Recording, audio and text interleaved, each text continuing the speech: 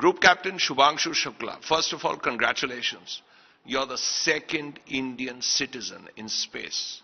And it's a great moment, not just for you, not just for the space people, but all of India and much of the world.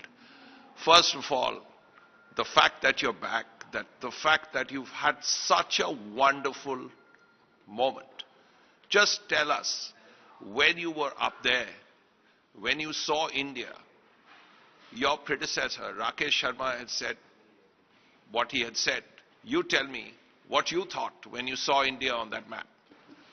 First of all, thank you for acknowledging that. I think that truly this is a nation's journey to space. After 41 years, and I'm really happy to see that the entire country is also owning it and celebrating this entire thing. Everybody is really proud that we have been able to do this.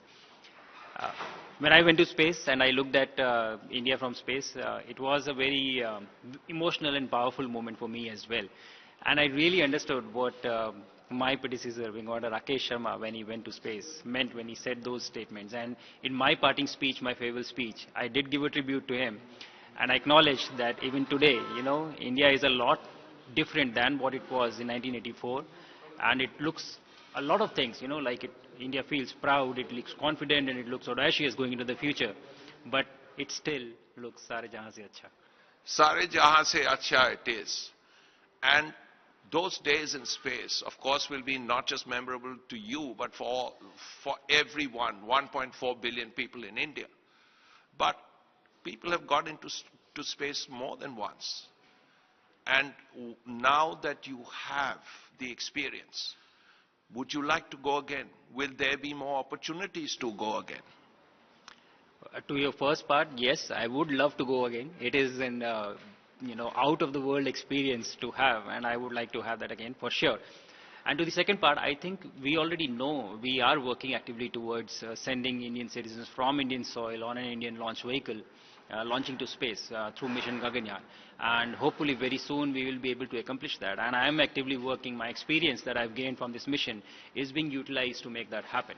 And very soon we will be able to accomplish that. And after that, this will become a recurring thing, because we have a very well laid out space policy that talks about having our own space station and eventually landing on moon. So this is going to change, and this ecosystem is going to be thriving in a few years of time. And you will see a lot of Indians going to space, and also maybe global citizens going to space from Indian soil. Certainly, most certainly. But Neil Armstrong was the one who said it was a giant leap for mankind. Now, if nothing else, do you see yourself on the moon and saying it's a giant leap for India? That must be an ambition, surely. Absolutely it is. Whenever I talk to kids now these days, and I encourage them to be a part of this and a part of the space journey that India is on, one of my messages to them is that you will have to try hard, because I will still be in the competition, because I am not going anywhere. I would love to, and I think more than that, more than the fact who lands or who steps on the moon, I think it is important for us as a nation to make it happen. That is going to be a collective win for everyone. Whoever gets to be there is, yes, going to be a monumental event, but it would be a collective win for this entire country if we can make that happen. Undoubtedly. And you spoke of the space station. Now there is the ISS. That, of course, is something else altogether. But do you see more ISSs in the future? One of India's, one probably of China's. And then India can do its own scientific experiments. And this would not only be important for India, but it will be important for the world. Absolutely. I think, like I mentioned, in our space policy, we already have Bharatiya Antarik Station as an approved program. So ISRO is actively working towards it. And soon we will be launching modules, and we will have the capability to conduct experiments in space. Now, my mission, imagine that I travel to the International Space Station, which is owned by 5 different space agencies, and 15 different countries came together to make it happen. But it was possible for us as a nation to go and conduct science experiments in space and learn about this entire space journey, how it is done, and getting to be a part of it. So I think our platform, when we have as a country, the Bharatiya Antariksh Station, will allow all the other nations who do not have the capability to be a part of this space exploration, and we will take them together, and we would enable them, and we would allow them to do science and conduct experiments in space on our platform that we'll have. A South enterprise for the South countries. Finally, just the fact you were trained for a long period of time. Tell me, give me one moment which is so memorable from your training period when you were training to go to space. I think the entire training is really fascinating, because essentially what you're trying to do is you are trying to prepare for living in an environment which does not allow life to sustain.